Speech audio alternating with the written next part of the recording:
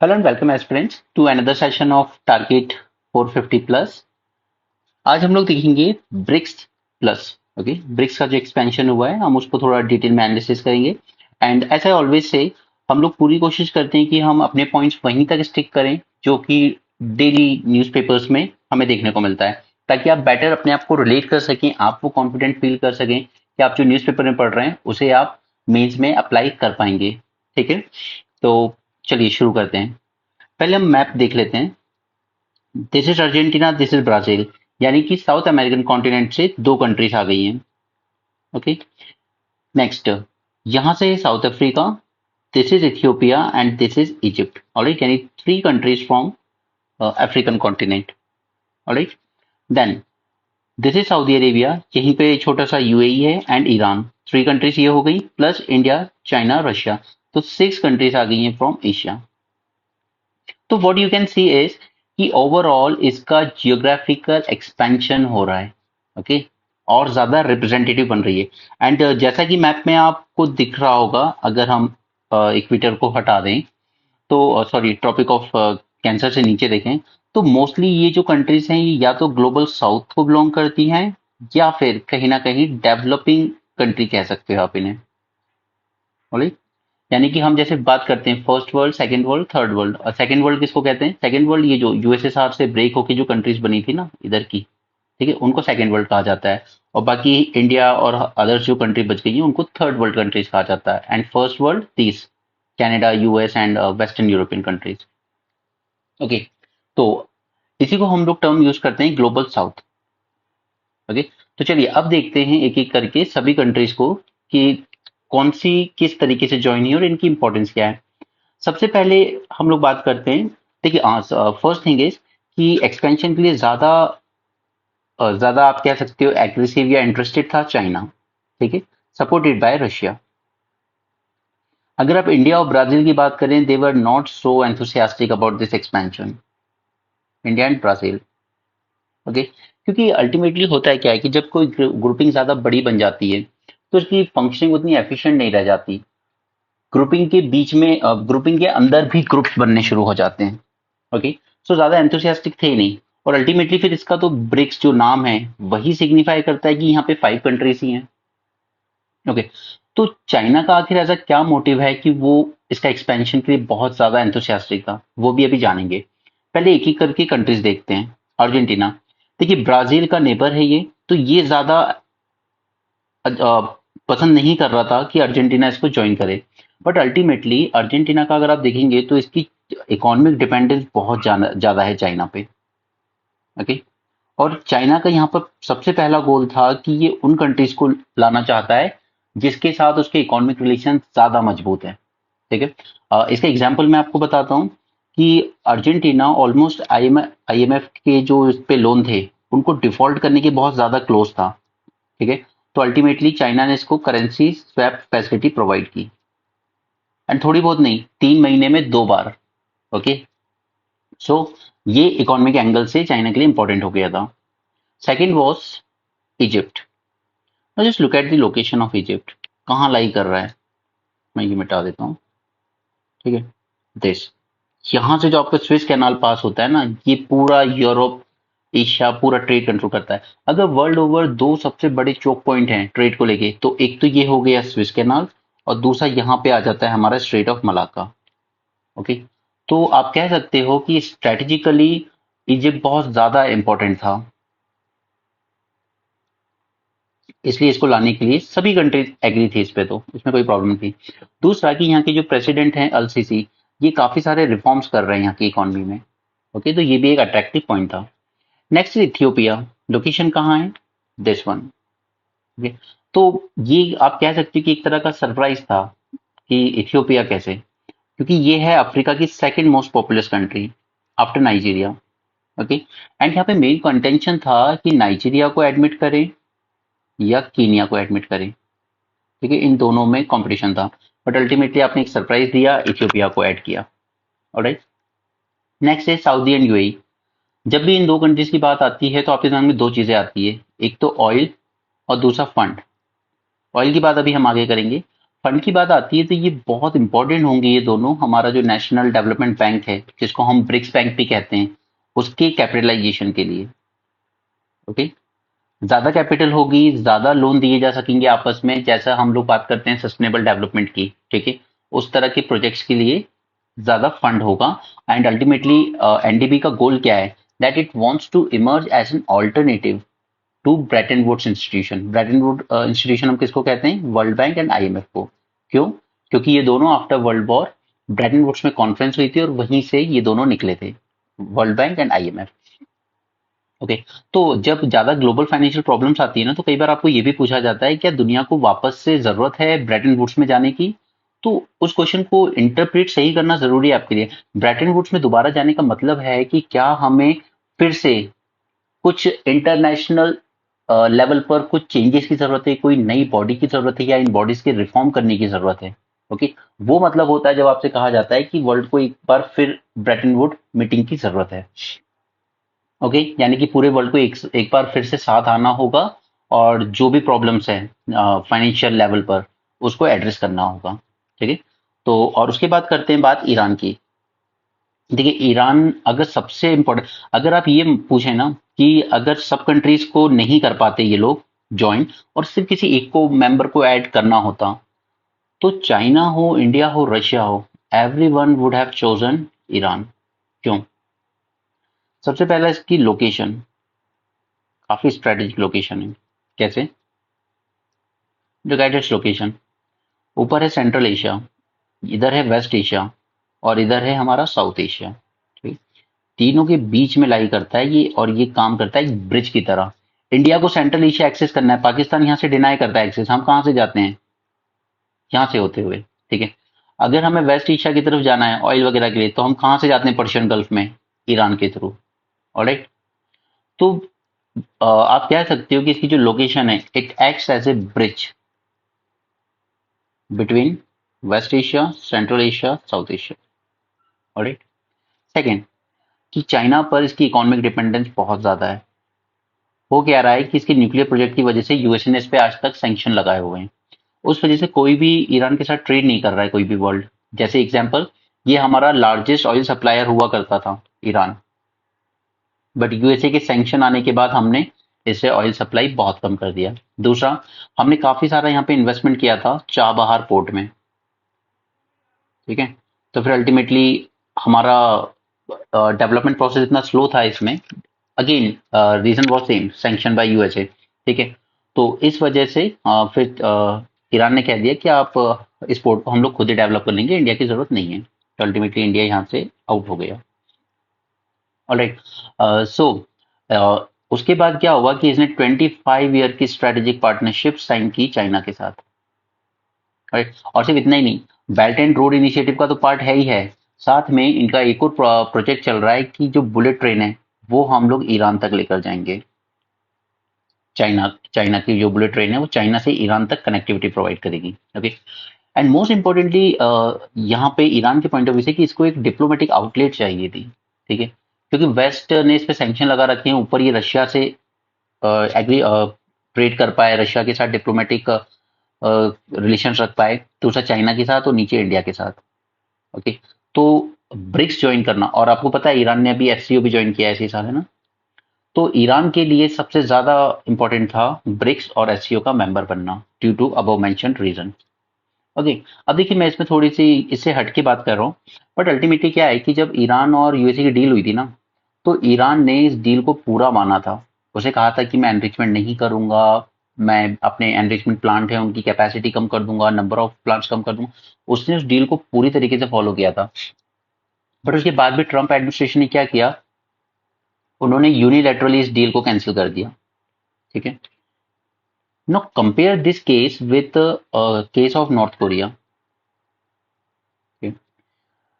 USA उसको धमकी देता रहता है और फिर भी वो जो अपना, क्या नाम है यार उसका, अपना क्यूट क्यूट गाय, किम जोंग उन। ओके, वो नहीं सुनता। ठीक है, उसने सारे मिसाइल टेस्ट कर रखे हैं, उसने न्यूक्लियर वेपन टेस्ट कर रखे हैं, उसने हाइड्रोजन टेस्ट कर रखा है। ठीक है, और अल्टीमेटली क्या हुआ कि यूएसए ने नॉर्थ कोरिया के साथ पर्सनली लेवल पर बराबर से बात की। ओके, बकायदा मीटिंग की इन दोनों ने। अमेरिकन प्रेसिडेंट और नॉर्थ कोरिया के किम जोंग उन ने बकायदा मीटिंग की, ठीक है, और उसके बाद कहा कि he is a good man. So ultimately यहाँ पे एक डबल स्टैंडर्ड देखी गई वैसे कि जो कंट्री आपके साथ डील के टर्म्स एंड कंडीशंस पे एग्री कर रही थी, ठीक है, जिसने उस डील को फॉलो किया, उसके उस पे क्या किया आपने, डील कैंसिल की और यूनिलैटरली सैंक्शन इम्पोज कर दिए। यानी कि जो बात मान रहा है उस पर आप सैंक्शन लगा रहे हो, और जो आपको टोटली अपोज करता रहा, जो आपको पूरी तरीके से ओके डिनाई करता रहा आपकी बातों को, उसके साथ आप बराबरी से बात कर रहे हो। और यही एटीट्यूड था किम जोंग उनका। ही सेड कि बातें हमेशा बराबरी वालों में होती है। इसलिए दुनिया में दो तरह के लोग हैं, जो एक मानते हैं कि ये बहुत ही सनकी टाइप आदमी है किम जोंग उन, और दूसरे वो लोग हैं जो मानते हैं नहीं, he is very visionary person, ठीक है, क्योंकि वो ये बात जानता था इराक में क्या हुआ था, कोई न्यूक्लियर वेपन नहीं मिले थे सद्दाम हुसैन के टाइम, फिर भी अमेरिका ने इन्वेड किया, सद्दाम हुसैन को फांसी दी, ठीक है, कोई न्यूक्लियर वेपन नहीं थे, ठीक है। ईरान ने भी अब तक कोई न्यूक्लियर वेपन नहीं बनाया, डील को फॉलो किया, टर्म्स एंड कंडीशन फॉलो की, उसके बाद भी अमेरिका ने क्या किया, यूनिलैटरल सैंक्शन लगा दिए। तो कहीं ना कहीं किम जोंग उनका विजन बहुत सही था कि अमेरिका बात आपसे तभी करेगा जब आप एकदम उसकी बराबरी पे बैठ के बात करोगे। ओके, भले ही वो छोटी कंट्री, भले ही उसके बाद न्यूक्लियर वेपन्स कम हो, but again nuclear weapon is a nuclear weapon. Okay, एक भी अगर किसी कंट्री पे गिरेगा बहुत डिस्ट्रक्शन करता है। ओके, और यही एटीट्यूड था हमारे अटल बिहारी वाजपेयी जी का भी, ठीक है। जब उनसे पूछा गया था कि आपको क्या जरूरत थी ये टेस्ट करने की, तो उन्होंने कहा था देखिए यूएसए डेको गार्शिया में बैठा हुआ है, इंडियन ओशन रीजन में आता है, ठीक है। तो उन्होंने भी यही कहा था अगर हम न्यूक्लियर पावर नहीं बनेंगे ना तो अल्टीमेटली हमें मोल्ड करने की कोशिश की जाएगी कि हमारी टर्म्स एंड कंडीशन मानिए, नहीं तो फिर हम कुछ भी कर सकते हैं। ओके, तो यही एटीट्यूड था अटल बिहारी वाजपेयी का, यही एटीट्यूड है किम जोंग उनका। ओके, तो जो लोग कहते हैं कि ये सन की आदमी नहीं है, सन की, अगर उसने ये न्यूक्लियर वेपन्स नहीं बनाए होते ना, अमेरिका कभी उससे बराबरी से बात नहीं करता, बल्कि कभी का इन्वेड कर चुका होता नॉर्थ कोरिया को। ऑलराइट, तो ये एक डबल स्टैंडर्ड दिखाता है। तो अल्टीमेटली जब ईरान पे इस तरह की बातें की जाती है ना, तो अगर आपको सिंगल पॉइंट कुछ लिखना होगा इसके लिए, जस्ट टेल, अगर इंटरव्यू में ही पूछते हो कि ये जो यूएसए ईरान के साथ कर रहा है, it will end up doing nothing but giving another North Korea to the world. Alright, एक ऐसा देश देगा वो दुनिया को, एक दूसरा ऐसा देश जो वर्ल्ड के रूल्स नहीं मानेगा, कोई रूल्स से फॉलो नहीं करेगा वो। ओके, और इस तरह के देश हमेशा ग्लोबल पीस के लिए डेंजर ही होंगे। क्लियर? तो एवरीवन शुड अप्रिशिएट कि ईरान का ब्रिक्स में आना या एससीओ में आना दुनिया के पॉइंट ऑफ व्यू से अच्छा है, ठीक है। कोई भी कंट्री को आप आइसोलेट करोगे, रखोगे, वो बेकाबू हो जाएगी, जैसा कि केस नॉर्थ कोरिया के साथ हुआ। ऑलराइट, तो ये सिर्फ कुछ एक्स्ट्रा बातें थी जो आपको, and you should think from these perspectives. That will show your level of maturity in interview and your mains exams. चलिए, अब बात कर लेते हैं इसके फायदे नुकसान की। तो जियोपॉलिटिकल साइड से अगर हम देखें तो क्या फायदे होंगे इससे। देखिए, सबसे पहला तो it will expand the global geographical footprint, ठीक है, मैंने आपको मैप पे दिखाई दिया। ब्रिक्स के जियोग्राफिकल फुटप्रिंट एक्सपैंड होंगे, मैंने आपको बता दिया 5 कंट्रीज एशिया से आ रही हैं, 3 अफ्रीका, 2 साउथ अमेरिका और 1 यूरोप से, राइट। उसके बाद it will increase their political cloud. अब सपोज कीजिए कि वर्ल्ड में कोई सी भी कुछ भी चीज हो रहा है, लाइक सपोज ईरान को ही छोड़ दीजिए, कोई थर्ड कंट्री है जो उसकी मेंबर नहीं है लेकिन उस पर जबरदस्ती सैंक्शन लगा दिए जाएं, ठीक है, यूरोप, वेस्टर्न यूरोप या अमेरिका की तरफ से, तो अल्टीमेटली अगर ब्रिक्स उसकी बात करता है कि ये सैंक्शंस गलत हैं, ऐसा कोई रेजोल्यूशन पास करता है ब्रिक्स अपनी मीटिंग में, तो आपको नहीं लगता कि वर्ल्ड उसका नोटिस लेगा। ओके, क्योंकि जस्ट लुक कितनी सारी कंट्रीज है अब यहाँ पे, ऑलमोस्ट ग्लोबल साउथ की मेजर कंट्रीज को रिप्रेजेंट कर रहा है। अगर वो कह रही हैं कि ये जो एक्शन लिया गया है यूएसए की तरफ से, या आप कह सकते हो कि यूएन की तरफ से भी अगर कुछ किया जाता है, जैसे यूएन कई बार क्या है कि अफ्रीकन कंट्रीज के साथ थोड़ा अनफेयर तो होता है, ठीक है। इंटरनेशनल क्रिमिनल कोर्ट ने आज तक जितने भी लोगों को पनिश किया है ना क्राइम अगेंस्ट ह्यूमैनिटी के लिए, एवरीवन कम फ्रॉम अफ्रीका, ठीक है। अगर आप ऑनेस्टली पनिश करने जाएंगे ना तो अमेरिका के प्रेसिडेंट तक पनिश हो जाएंगे, ऐसी हिस्ट्री है उनकी, ठीक है। तो increase political cloud. Next, it will act as a pressure on West, कि आप अपनी मनमानी मत चलाइए, ऐसा नहीं है कि बाकी की कंट्रीज इसके अगेंस्ट आपको क्रिटिसाइज नहीं कर सकती, वो कर सकती हैं इस प्लेटफॉर्म से। ओके, एंड अल्टीमेटली अल्टीमेटली ये लोग क्या करना चाहते हैं, they want to create an alternate to G7, at least कम से कम चाइना का तो यही इंटेंशन है, ठीक है। कि हमें एक ऑल्टरनेट डेवलपमेंट मॉडल देना है वर्ल्ड को, ऑल्टरनेट डेवलपमेंट मॉडल।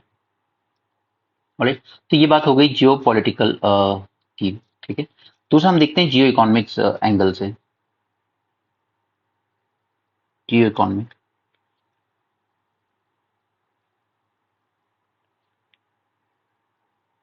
देखिए यहाँ पे कंटेंट इंपॉर्टेंट नहीं है, मैं आपसे जो कंटेंट की बात कर रहा हूँ ये सब इंपॉर्टेंट ये है कि आप यहाँ से सीख पाते हैं कि नहीं, कि किस तरीके से आपको चीजें सोचनी है, रिलेट करनी है और अपने आंसर में लिखनी है। चलिए इकोनॉमिक वे में रशिया के पॉइंट ऑफ व्यू सोचिए, सबसे पहले उसने क्या सोचा था ब्रिक्स के थ्रू, क्योंकि उसका गोल है डी डॉलराइजेशन करना।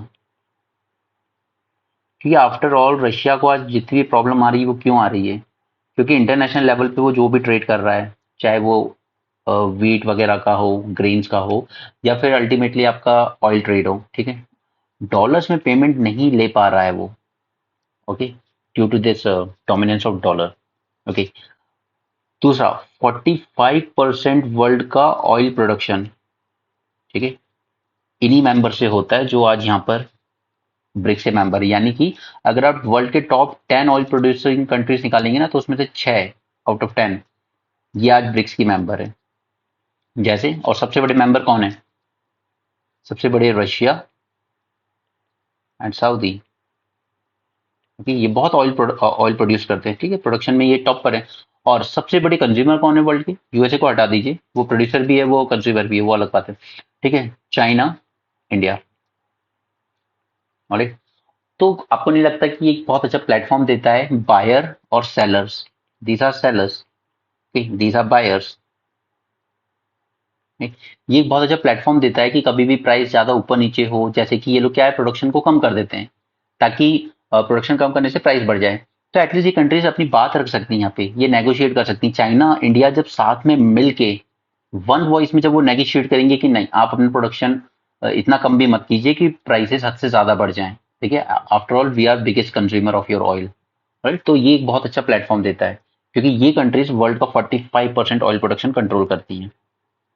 नेक्स्ट, सऊदी अरेबिया यूएई के आने से क्या होगा, हमारी national development sorry new development bank, जिसको ब्रिक्स बैंक भी कहते हैं, इसकी कैपिटल में इंक्रीज देखने को मिलेगा। Okay, ultimately more loans to developing world, क्योंकि डेवलपिंग वर्ल्ड जब ये आईएमएफ वर्ल्ड बैंक से लोन लेता है ना, तो बहुत कंडीशंस के साथ आता है। ऑलराइट, वो लोग समझते नहीं है कि अगर जो डेवलपिंग वर्ल्ड है वो पब्लिक सेक्टर यूनिट ज्यादा लगा रहा है, तो उसके पीछे मोटिव है, क्योंकि प्राइवेट सेक्टर हमेशा से प्रॉफिट की तरफ जाएगा। उन्हें अपने लोगों को की सोशल लाइफ भी देखनी है, उन्हें उन बैकवर्ड एरियाज में भी इंडस्ट्रीज लगानी है जहां पर प्राइवेट इंडस्ट्री नहीं लगेगी। ठीक है, या उन्हें पब्लिक सेक्टर लगा के ज्यादा लोगों को रोजगार देना है। ठीक है, इरिस्पेक्टिव की उनके पास उतनी रेक्विसाइट स्किल्स है या नहीं, बट रोजगार तो देना होगा ना। ठीक है, प्राइवेट सेक्टर नहीं देगा, आपके पास स्किल्स नहीं है, नहीं देना। ठीक है, तो ये समझती नहीं है वर्ल्ड बैंक और आईएमएफ। ये हमेशा जब भी लोन देती हैं तो ये एक कंडीशन रख देती हैं, जैसे अगर उन्होंने पाकिस्तान के सामने भी रखी है, श्रीलंका के सामने भी रखी हुई है, कि आप प्राइवेटाइजेशन कीजिए अपने पीएसयूज का। ओके, और यही कंडीशन हमने भी फॉलो की थी 1991 में, और हमने भी किया। ठीक है, इतना ही नहीं, अपनी करेंसी का डिवेल्युएशन भी कीजिए। अब तो चलिए इंडिया ने तो छोड़ दिया है मार्केट पे, मार्केट में अप्रिशिएट डेप्रिशिएशन होता है, बट कई कंट्रीज हैं जो अभी भी वहां पे सेंट्रल बैंक डिसाइड करते हैं कि उनकी करेंसी का रेशियो रेट क्या होगा as compare to dollar. Okay, तो ये दो condition mainly developing countries and poor countries पे इंपोज करते हैं वर्ल्ड बैंक और आईएमएफ। ऑलराइट, तो इन कंडीशन से बचने के लिए ही दुनिया चाहती है कि ये न्यू डेवलपमेंट बैंक यानी कि ब्रिक्स बैंक, ठीक है, ये अच्छा खासा इवॉल्व करे। ठीक है, और ये बहुत अच्छे से इवॉल्व कर पाएगा अगर यूएई और सऊदी अरेबिया से कैपिटल मिलती है तो। ठीक है, नेक्स्ट, जैसे इसमें ये एग्जांपल और जोड़ देते हैं जो कल के ही न्यूज़पेपर में हमने देखा था, कि वर्ल्ड को ऑलमोस्ट 4.6 ट्रिलियन डॉलर इतनी एनुअल फंडिंग चाहिए क्लाइमेट चेंज के एडेप्टेशन एंड मिटिगेशन गोल को मीट करने के लिए। राइट, और ये जो western controlled Bretton Woods institution है, ये जो भी लोन देते हैं ना, ये हमेशा कंडीशंस के साथ देते हैं, तो ये सही नहीं है। Okay, so everyone hope that this new development bank it emerge as an alternative to Bretton Woods institution. Alright, so ये बात हो गई जियो इकोनॉमिक की। ठीक है, अब बात कर लेते हैं कंसर्न्स की। आखिर कंसर्न्स क्या है इसमें? कंसर्न्स बहुत सारे हैं। मैं उन कंसर्न्स की बात नहीं कर रहा हूँ यार, देखो जो हम लोग ऑलरेडी ब्रिक्स में देख चुके हैं, हम ब्रिक्स एक्सपेंशन की बात करें। ब्रिक्स के कंसर्न्स वही है कि पॉलिटिकल सेटअप भी सेम नहीं है। Russia, China communist, India democratic, south Africa democratic, okay. Brazil is also moving towards an authoritarian regime. और तो पॉलिटिकली आइडियोलॉजी सेम नहीं है। दूसरा, इकोनॉमिकली आप सेम नहीं हो। China is a big heavy weight as compare to these 5 countries, okay. Russia में socialism की वजह से इतना ज्यादा ब्यूरोक्रेटिक कंट्रोल है कि वहां से इंपोर्ट एक्सपोर्ट करना अपने आप में बहुत बड़ा टास्क है। और वो फ्री ट्रेड को इतना ज्यादा सपोर्ट नहीं करता रशिया, ठीक। तो ना तो इकोनॉमिकली सेम है, ना पॉलिटिकली सेम है। उसके अलावा फिर आपस के डिस्प्यूट्स, इंडिया चाइना, ठीक है, इस तरह की, तो वो कंसर्न्स आप जानते होंगे पहले ही ब्रिक्स में। हम देखेंगे कि यहाँ ब्रिक्स प्लस में क्या कंसर्न आएंगे। पहला, देखिए, एंटी वेस्ट वाला टिल्ट इसमें देखने को मिल रहा है। ऑलराइट, ठीक है, क्योंकि चाइना रशिया का एक्सेस स्ट्रांग है, ठीक है। इन्होंने यूक्रेन वॉर पे भी चाइना ने खुल के सपोर्ट किया है। और तीसरा, साथ में ज्वाइन करता है ईरान। राइट, तो कहीं ना कहीं थोड़ा सा एंटी वेस्ट टिल्ट इस ऑर्गेनाइजेशन का होता जा रहा है, क्योंकि ये बना किसके लिए था? ये बना था मोस्टली इकोनॉमिक पर्सपेक्टिव से, ठीक है। जब जिम ओनील ने का टर्म कॉइन किया था, तब उन्होंने क्या कहा था कि by 2050 these 5 economies will control almost 50% of world GDP, ठीक है। बट आप इकोनॉमिक से कहाँ पहुंच गए? अल्टीमेटली आप पॉलिटिकल साइड पहुंच गए हो, ओके, ठीक है। अब 11 मेंबर हैं, 11, ठीक है। Out of only 4 member are democracy, ठीक है। Saudi Arabia is not a democracy, UAE is not a democracy, Iran is not a democracy, China, Russia, they are not democracy, right? So this is one more concern. दूसरा, member ज्यादा होने से consensus build करना बहुत मुश्किल हो जाएगा, ठीक है। तो इसकी जो फंक्शनिंग होगी वो आप कहीं ना कहीं कह सकते हो कि लेस एफिशिएंट हो जाएगी। 5 मेंबर में कंसेंसस बनाना आसान है, बट 11 मेंबर में बनाना आसान नहीं है। बात राइवलरी की करें तो इंडिया चाइना राइवलरी सब जानते हैं, ठीक है। एक और राइवलरी है ईरान सऊदी की, और थोड़ी बहुत नहीं है, सिंस 1979 इनकी राइवलरी चलती आ रही है, ठीक है। कई बार, because Iran is a Shia country, ठीक है, this is a Sunni country. और शिया सुन्नी की लड़ाई आज की नहीं है, सदियों पुरानी है, ठीक है। इसके अलावा आपका गोल क्या था कि हमें एक कॉमन ब्रिक करेंसी बनानी है, और करेंसी के साथ साथ एक नया पेमेंट प्लेटफॉर्म भी बनाना है, ओके। बट इस पे भी कोई कंसेंसस बिल्ड नहीं हो पाया। बट अल्टीमेटली आपने क्या कह दिया फिर कि हम लोग कोशिश करेंगे कि हम लोकल करेंसी में ट्रेड कर पाए एक दूसरे से। यानी कि सऊदी अरेबिया से अगर ऑयल खरीद रहे हैं चाइना और इंडिया, तो वो युआन और रुपये में पे कर देंगे। बट ये गोल नहीं था। गोल अल्टीमेटली एक ब्रिक करेंसी डेवलप करने का और ऑल्टरनेट पेमेंट प्लेटफॉर्म डेवलप करने का था, ये जो कि नहीं हो पाया। दूसरा, कि इन्हीं मेंबर्स में आपस में जो इंट्रा ट्रेड एंड इन्वेस्टमेंट है, ये बहुत पुअर है, बहुत लो है, ठीक है। आपस में आप चाइना को ही देख लीजिए, इतनी बड़ी इकोनॉमी, वर्ल्ड ओवर इन्वेस्टमेंट करता है, बट इंडिया में उसने कितना इन्वेस्ट किया है? बहुत कम, ठीक है। सऊदी अरेबिया, यूएई, इनके पास बेशुमार दौलत है, बट कितना इन्वेस्ट करती है इंडिया में? बहुत कम, ठीक है। तो आपस में, आपकी आपस में ही इन्वेस्टमेंट इतनी कम है, तो फिर आप दूसरों से डील करना छोड़िए, पहले खुद आपस में तो अच्छे से डील कीजिए। फिर कुछ पॉइंट्स ब्रेनस्टॉर्म करते हैं कि आखिर चाइना को इतना क्या था, ये क्यों इतना पुश कर रहा है इन सबको, क्यों इसको मेंबरशिप इतनी बढ़ाने की जल्दी है? पहला, देखिए, ये सीधी सीधी बात है कि वो काउंटर करना चाहता है यूएस लेड मल्टीलेटरल अलायंस को, ओके। ये इसको काउंटर करना चाहता है। ओपनली ना भी कहे तो अल्टीमेटली वो G7 और G20 के काउंटर में खड़ा करना चाहता है इस बॉडी को, ब्रिक्स को भी और एससीओ को भी, ओके। दूसरा, वो चाहता है new strategic and diplomatic space, new strategic and diplomatic space चाहता है अपने लिए, ओके। वो भी चाहता है और रशिया भी चाहता है, क्योंकि रशिया पे जितनी तरह के सैंक्शन लगे हैं, जितना उसको आइसोलेट करने की कोशिश की जा रही है, तो वो ज्यादा से ज्यादा नेगोशिएट करना चाहता है, डील करना चाहता है दूसरी कंट्रीज के साथ एक अलग प्लेटफॉर्म पे, ultimately to face those western sanction and pressure, okay. दूसरा, China want to fill the vacuum left by USA. ये मैं क्यों कह रहा हूँ? क्योंकि अल्टीमेटली यूएसए ने क्या कहा, अल्टीमेटली उसने खुद कहा था कि अब हम लोग वेस्ट एशिया से थोड़ा सा विड्रॉ करना चाहते हैं, okay? और यही रीजन है कि सऊदी अरेबिया अब इतना ज्यादा मिलिटरली ज्यादा एक्टिव हो रहा है, क्योंकि उस रीजन में वो अपना डोमिनेंस रखना चाहता है। यूएसए विड्रॉ कर रहा है धीरे धीरे, तो वहां से यूएसए जो विड्रॉ कर रहा है, उस वैक्यूम को फिल करना चाहता है चाइना और रशिया। ठीक है, आप देखिएगा मैप पे, इवन टर्की ने भी, जो कि नाटो मेंबर है, टर्की कहाँ लाई करता है, ये वाला रीजन। ठीक है, ये इसने भी रशिया से S-400 मिसाइल खरीदी थी। ठीक है, इंडिया ने भी खरीदी थी उसने, और जबकि ये मेंबर है नाटो का। ओके, तो इस पूरे रीजन से जो यूएसए का विड्रॉल देखने को मिल रहा है ना, उस वजह से रशिया एंड चाइना चाहते हैं कि हम अपना डोमिनेंस यहाँ पे थोड़ा सा बना के रखें। तो अब इंडिया क्या कर सकता है इसमें? देखिए, इंडिया के पास ज्यादा ऑप्शंस नहीं थे। पहला कि इंडिया अपोज नहीं कर सकता था। ठीक है, इसलिए उसने कहा कि देखिए, जो भी नए मेंबर आएंगे कंसेंसस से ही आएंगे, ये कोई सपोर्टर, कोई विरोधी ऐसा नहीं होना चाहिए। ठीक है, तो कंसेंसस से ही आए इसलिए सारे मेंबर। तो इंडिया अपोज कर नहीं सकता, क्योंकि इंडिया का आप जानते हैं, हमारी ऑलरेडी स्ट्रेटेजिक लेवल की पार्टनरशिप है सऊदी अरेबिया के साथ, यूएई के साथ। तो हम कैसे अपोज कर सकते थे? नहीं कर सकते थे। ऑलराइट, तो पहला ऑप्शन तो ये था हमारे पास। दूसरा, हमारे लिए अब सबसे इंपॉर्टेंट हो जाता है that we should play a role of balancer. Balancer का रोल हमारे लिए बहुत इंपॉर्टेंट हो जाता है। क्यों? बिकॉज इसलिए बिकॉज हम नहीं चाहते कि ये चाइना का टॉक शॉप बन जाए। We don't want this group to be swayed by China alone. Right, so we need to have that balance role. और हो सकता है, कर सकते हैं, बिकॉज देखिए, सऊदी अरेबिया भी है तो वो यूएस के बहुत क्लोज पार्टनरशिप में है। ठीक है, इजिप्ट है, वो भी यूएसए के बहुत क्लोज पार्टनरशिप में है, और इंडिया भी यूएसए के बहुत क्लोज पार्टनरशिप में है।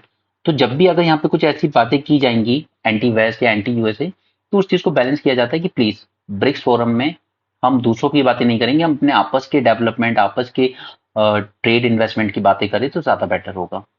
ठीक है, हाँ, कहीं वर्ल्ड ओवर पे कुछ गलत होता है किसी कंट्री के द्वारा, तो हम उसके लिए एक रेजोल्यूशन पास कर सकते हैं उसको क्रिटिसाइज करते हुए। ओके, बट उसका मतलब ये नहीं है कि हम अ, अगर चाइना की किसी के साथ प्रॉब्लम है तो सिर्फ हम उसी लेवल पे अ, एक एंटी वेस्ट टिल्ट लेने दें उसको, ये नहीं होना चाहिए। ठीक है, तो इंडिया का रोल एज अ बैलेंसर बहुत ज्यादा इंपॉर्टेंट हो जाता है। दूसरा, India should give all its energy to build a consensus on BRICS currency. Okay, क्योंकि चाइना का कहीं ना कहीं गोल ये है कि वो अपनी युआन करेंसी को ही ब्रिक्स की डोमिनेटिंग करेंसी बना दे आपसी ट्रेड के लिए। जैसे मान लीजिए कि सऊदी अरेबिया कहता है मेरा चाइना के साथ बहुत ट्रेड होता है, ठीक है, तो उससे तो मैं युआन में पेमेंट ले लेता हूँ, लेकिन इंडिया में आपसे रुपये में पेमेंट नहीं ले सकता। अगर आप मुझे युआन में दे दोगे तो चल जाएगा। ठीक है, तो अल्टीमेटली क्या हुआ, हम डॉलर में पे करते थे, अब सामने वाला हमसे कह रहा है आप युआन में पे कर दो। रशिया तो कई बार ये बात कह चुका है कि आपके रुपये तो हमारे किसी काम के नहीं है, आप चाहो तो युआन में पे कर दो हमें, क्योंकि हम तो चाइना से खरीदते रहते हैं चीजें, तो हम वो युआन उनको यूज कर लेंगे उनके साथ। ठीक है, तो इस बात पे इंडिया को ध्यान रखना चाहिए एंड अपनी पूरी एनर्जी इसमें फोकस रखनी चाहिए कि हमें कंसेशन बिल्ड करना है कि नहीं। आप युआन को यूज नहीं करेंगे हम ब्रिक्स के ट्रेड के लिए, आप एक नई करेंसी ही बनाइए। ठीक है, दूसरा, एक प्रॉपर पेमेंट सिस्टम डेवलप करने की जरूरत है। आप कह सकते हो कि कहीं ना कहीं एक ड्रीम ही समझ लो, बट एक ग्लोबल यूपीआई टाइप की चीज हमें बनानी चाहिए। ठीक है, चाइना रशिया इस पे काम कर रहे हैं, क्योंकि जब चाइना रशिया को धमकी दी गई थी कि हम आपको स्विफ्ट सिस्टम से बाहर कर देंगे। ठीक है, स्विफ्ट सिस्टम क्या है? अल्टीमेटली आप कह लीजिए कि इंटरनेशनल लेवल पर जितने भी सारे बैंक्स हैं उनका एक क्लियरिंग मैकेनिज्म है। ओके, तो इससे जब बाहर करने की बात की गई थी रशिया को, तो अल्टीमेटली उससे क्या हो जाता है कि रशिया कहीं भी इंटरनेशनल पेमेंट रिसीव नहीं कर पाता। तब उसने चाइना के साथ वर्क कर रहा है, अभी भी कर रहा है, कि हम लोग एक स्विफ्ट का ऑल्टरनेटिव डेवलप करें। तो वैसे ही कुछ ऑल्टरनेटिव हमें पेमेंट सिस्टम डेवलप करना है ब्रिक्स के लिए, तो ग्लोबल यूपीआई एक ऑप्शन है, अगर उस पर वर्क कर पाए हम लोग तो। ओके, नेक्स्ट इज कि India should convince these countries, specially Saudi Arabia and UAE, to increase trade and investment. India में ज्यादा से ज्यादा इन्वेस्टमेंट उनकी तरफ से होना चाहिए हमारे यहाँ। ठीक है, तो ये इंडिया के कुछ गोल हो सकते हैं जिस पे हमें फोकस करना चाहिए। नेक्स्ट, अब चलिए, ये सारे पॉइंट्स तो हो गए, पर एक बार हम लोग ये सोच के देखते हैं आखिर इस ब्रिक्स का ऐसा क्या सिग्निफिकेंस है कि सारी कंट्रीज इतनी ज्यादा डेस्परेट है इसे ज्वाइन करने की। अराउंड 23 कंट्रीज ने एप्लीकेशन दी थी मेंबर बनने के लिए। ठीक है, तो क्यों बनना चाहती है मेंबर? आखिर ऐसा कौन सा अट्रैक्शन दिख रहा है इनको ब्रिक्स में? देखिए, सबसे पहला अट्रैक्शन, इनको लग रहा है कि ब्रिक्स रिप्रेजेंट करता है एक मल्टीपोलर ग्लोबल ऑर्डर को। मल्टीपोलर ग्लोबल ऑर्डर को, ठीक है, जहां पे किसी एक का डोमिनेंस नहीं है।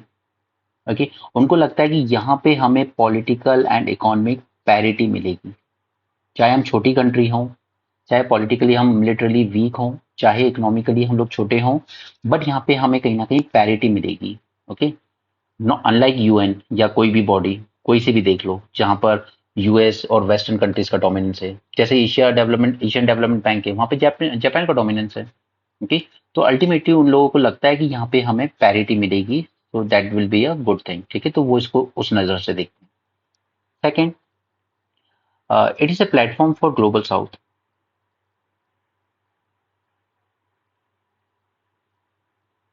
Platform for global South, okay, क्योंकि जहां पर आप अपना ओपिनियन रख सकते हो freely and frankly on international issues. Right, क्योंकि दूसरे जो ऑर्गेनाइजेशन हैं जैसे यूएन या दूसरे, वहां पर उन पावरफुल कंट्रीज का इतना ज्यादा डोमिनेंस होता है कि छोटी कंट्रीज की वॉइस सुनी भी नहीं जाती है ठीक से। ओके, तो एटलीस्ट इनको यहाँ पे ये लग रहा है कि यहाँ पे हम अपना ओपिनियन तो रख सकते हैं। It can serve as a platform, as a voice of Global South, you can say voice of Global South. Okay, तो इसको फिर वेस्टर्न कंट्रीज इग्नोर नहीं कर सकती। अगर ब्रिक्स जैसे प्लेटफॉर्म से वेस्टर्न कंट्रीज की किसी गलत आप कह सकते हैं पॉलिसी या गलत चीज का क्रिटिसिज्म किया जाता है, तो उसको नोटिस करना पड़ेगा world over. Okay, next is सबसे important, they see BRICS as a alternate to Bretton Woods. क्योंकि देखिए इकोनॉमिकली आज लगभग हर कंट्री में प्रॉब्लम चल रही है। ठीक है, सब कंट्री में, चाहे हमारे यहाँ की श्रीलंका पाकिस्तान हो, चाहे अफ्रीका की कई कंट्रीज हो, या लेबनान हो, या फिर इधर अर्जेंटीना हो, सब में चल रही है। ठीक है, और उनको पसंद नहीं आता है कि वेस्टर्न कंट्रीज हेल्प तो करती हैं लेकिन बहुत कंडीशंस के साथ। तो उनका बहुत उम्मीद है कि नेशनल ये जो न्यू डेवलपमेंट बैंक है, it will grow, it will grow, और ये बाकी समझेगा, जो लो इनकम कंट्रीज हैं या लीस्ट डेवलप कंट्रीज हैं उनकी कंपल्शन को समझेगा, और बिना कंडीशन के उनको लोन प्रोवाइड कर पाएगा। ऑलराइट, नेक्स्ट इज कि कहीं ना कहीं इकोनॉमिक डीकपलिंग चाहते हैं ये लोग वेस्ट से। आपको पता होगा कि जिम्बाब्वे ने तो इवन ये भी कह दिया ना कि हम लोग डॉलर को भी अपनी करेंसी एक्सेप्ट करेंगे। एंड नॉट जस्ट जिम्बाब्वे, बल्कि एक और कंट्री है अल सल्वाडोर करके, उसने तो अपना करेंसी का सिस्टम ही खत्म कर दिया। उसने कहा बस जो डॉलर है वही करेंसी है हमारी, जितना डॉलर आएगा कंट्री में जाएगा, बस उस हिसाब से अपने देश में सारे काम हो जाएंगे। हम अपनी करेंसी सेंट्रल बैंक ये सारा झंझट पालना ही नहीं चाहते। ठीक है, तो ये इकोनॉमिक जो लिंक है पूरी इकोनॉमी डॉलर से स्पेशली, ठीक है, तो इससे कहीं ना कहीं डीकपल होना चाहते हैं। क्योंकि वेस्ट आप पे सैंक्शन लगा देता है, वेस्ट आपके यहाँ के प्रोडक्ट्स बैन कर देता है, तो आपकी पूरी इकोनॉमी में प्रॉब्लम आ जाती है। ओके, तो आज 11 कंट्रीज रिप्रेजेंट करती है 23% of GDP, 18% of world trade. Okay, ultimately यहाँ पे गोल क्या है, डी डॉलराइजेशन करना, उसके बाद स्विफ्ट प्लेटफॉर्म का ऑल्टरनेटिव ढूंढना। Okay, next, lastly, there is a cooperation. They need for cooperation to achieve all those sustainable development goal. ठीक है, वही सब हमें पॉवर्टी को रिड्यूस करना है, ठीक है, हंगर को रिड्यूस करना है, या सस्टेनेबल डेवलपमेंट की तरफ जाना है। ठीक है, एंड फाइनली फिर आप इसको कंक्लूड कर सकते हैं by mentioning few more points. ठीक है, जैसे कि जरूरी जरूरी है हमें कि रूल बेस्ड हो, यहाँ पर जो भी हो it should follow a rule based order. ठीक है, ऐसा नहीं कि चाइना जो कह रहा है तो यार चाइना से हमारी इकोनॉमिक डिपेंडेंसी है, हमारे शेयर टर्म्स अच्छे हैं, तो जो चाइना कहेगा उस पर एग्री कर देंगे, अर्जेंटीना, ब्राजील या इजिप्ट जैसी कंट्री। ऐसा नहीं, प्रॉपर रूल होने चाहिए। फर्स्ट, कि किसी भी तरह की इकोनॉमिक हेजमोनी क्रिएट ना करेगी कोई कंट्री। ठीक है, कोई इकोनॉमिक हेजमोनी क्रिएट नहीं होने देनी चाहिए। सेकंड, कोई भी एंटी वेस्ट एजेंडा नहीं चलेगा यहाँ पे। Okay, no anti West agenda, this India should ensure. Next is, अभी तो बोला ही गया है कि एक क्लियर प्रिंसिपल्स एंड क्राइटेरिया बनाया जाएगा फॉर मेंबरशिप। ओके, ऐसा नहीं कि सब अपने अपने फेवरेट को ज्वाइन करवाने लगे, नहीं। They should be a clear principle and criteria for membership, and ultimately there should be equitable distribution of power. This is extremely important in context of China, they should be equitable distribution of power. Okay, तो ये बोलकर आप अपना answer conclude कर सकते हैं। तो यहाँ पर देखिए कंटेंट तो वही सब है जो इतने दिन से हम न्यूज़पेपर में डिस्कस कर ही रहे हैं। ये सिर्फ एक जगह पे मैं आपको प्रेजेंट करना चाहता था, ताकि अब आपका माइंड इसको बेटर लिंक कर सके हर एक चीज को। ओके, क्योंकि अल्टीमेटली मेंस के बाद आपको इंटरव्यू भी देना है, एंड वहां पे दिखना चाहिए कि आपने मेहनत की है। राइट, और देखिए यहाँ पे क्या लिखा है, these 11 countries have a combined population of 3.7 billion. Okay, हमने मैप देख लिया, हमने इसके फायदे देख लिए, हमने इसके कंसर्न्स देख लिए, चाइना क्यों एंथुसियास्टिक है वो जान लिया, इंडिया के पास क्या ऑप्शंस हैं वो देख लिया, और इसका सिग्निफिकेंस क्या है कि पूरी कंट्रीज इतना ज़्यादा क्रेजी है कि हमें ज्वाइन करना है, ठीक है, और फिर हमने कंक्लूड कर दिया इसको। ठीक है, तो आई होप आपको ये लेक्चर पसंद आया है, एंड अगर पसंद आया तो please give your valuable comments okay, because that at least give me a picture that whatever I am doing is worth. Okay, so thanks for joining, have a great day and keep learning, guys.